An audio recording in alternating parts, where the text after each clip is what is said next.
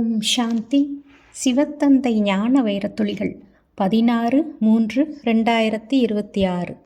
இனிமையான குழந்தைகளே, உங்களுக்கு சத்கதிக்காக தேகத்தின் அனைத்து தர்மங்களையும் தியாகம் செய்து ஆத்ம அபிமானி ஆகுக, என்னை மட்டும் நினைவு செய்க என்ற அனைத்திலும் தனிப்பட்ட வழி கிடைத்துள்ளது. கீதையில் அர்ஜுனனுக்கு அகண்ட ஜோதி ரூபமாக காட்சி ஏற்பட்டதே. அர்ஜுனன் போதும் நிறுத்துங்கள், தாங்க முடியவில்லை என்று சொன்னாரே, பிறகு எப்படி பெயர் ரூபத்திலிருந்து விடுபட்டவர் என்று சொல்கிறீர்கள்? நான் உங்களுடைய தந்தை இருக்கிறேன். நான் எப்பொழுதும் உங்களுக்கு நன்மை செய்வோராக இருக்கிறேன் என்று பாபா கூறுகின்றார். தந்தையின் உருவத்தை பார்த்து குழந்தை மகிழ்ச்சி அடையும். என்னால் பிரகாசத்தை சகித்து கொள்ள முடியவில்லை என்று எப்படி சொல்வார்? பிறவி பிறவிகளாக பக்தர்கள் பாடிக்கொண்டிருக்கிறார்கள்.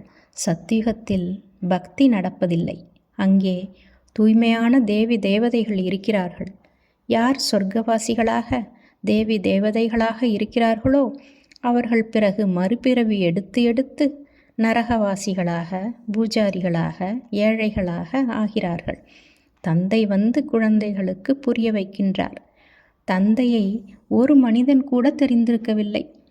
தந்தை எப்போது வருகிறாரோ அப்போதுதான் வந்து அறிமுகம் கொடுப்பார். நாம் பகவானின் மூலம் ராஜ்யத்தின் ஆஸ்தியை பெற்று கொண்டிருக்கிறோம். இது உண்மையான கீதையாகும். சிவஜெயந்தி எப்போது நடக்கிறது என்பது தெரிந்திருக்க வேண்டும்.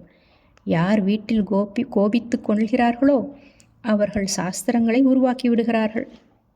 ஸ்ரீமத் பகவத்கீதை என்பது ஒன்றே ஆகும். ஈஸ்வரனுடைய சொல்லும் வழியும் தனிப்பட்டது. ராஜயோகத்தின் குறிக்கோளே லக்ஷ்மி நாராயணன் ஆவதாகும். பெரிய லிங்கம் உருவாக்கியுள்ளீர்களே, அது ஒன்றும் என்னுடைய ரூபம் இல்லை என்று பாபா கூறுகின்றார். நான் பரமபிதாவாக இருக்கிறேன். பரம் ஆத்மா என்றால் எல்லைக்கப்பாற்பட்ட பரந்தாமத்திலுள்ள பரமாத்மா என்பதாகும். பரமாத்மா மனித சிருஷ்டியின் விதை ரூபம். தீவிர பக்தி செய்வதனால் காட்சி கிடைக்கிறது என்று பக்தர்கள் நினைக்கிறார்கள். பாபா கூறுகின்றார், நான் என்னவாக இருக்கிறேனோ, எப்படி இருக்கிறேனோ அப்படி என்னை யதார்த்தமான முறையில் யாரும் தெரிந்திருக்கவில்லை. உங்களில் கூட வரிசை கிரமமான முயற்சியின்படி தெரிந்துள்ளீர்கள். சத்தியம் திரேதா புதிய உலகம், துவாபர கலியுகம் பழைய உலகமாகும். பாதி பாதியாக இருக்கிறது. நீங்கள் சர்வோத்தம உயர்வான கர்மம் செய்தீர்கள். நீங்கள் எப்பொழுதும் சுகமுடையவர்களாக 21 பிறவிகள் இருந்தீர்கள். காமம் மிகப்பெரிய எதிரி. அதன் மீது வெற்றி அடையுங்கள். இது முதல் இடை கடைசியில் பிறகு துக்கம் கொடுத்தது. ஒருவர் மற்றவர் மீது காமக்கோடாரி வீசுவது என்பது மிகப்பெரிய பாவமாகும். நீங்களும் ஞானக்கடலின் குழந்தைகளாக ஆகின்றீர்கள். நான் வந்து பிரஜாபிதா பிரம்மாவின் மூலமாக அனைத்து சாஸ்திரங்களின் சாரத்தை கூறுகிறேன் என்று சிவத்தந்தை கூறுகிறார். நல்லது. ஓம் சாந்தி.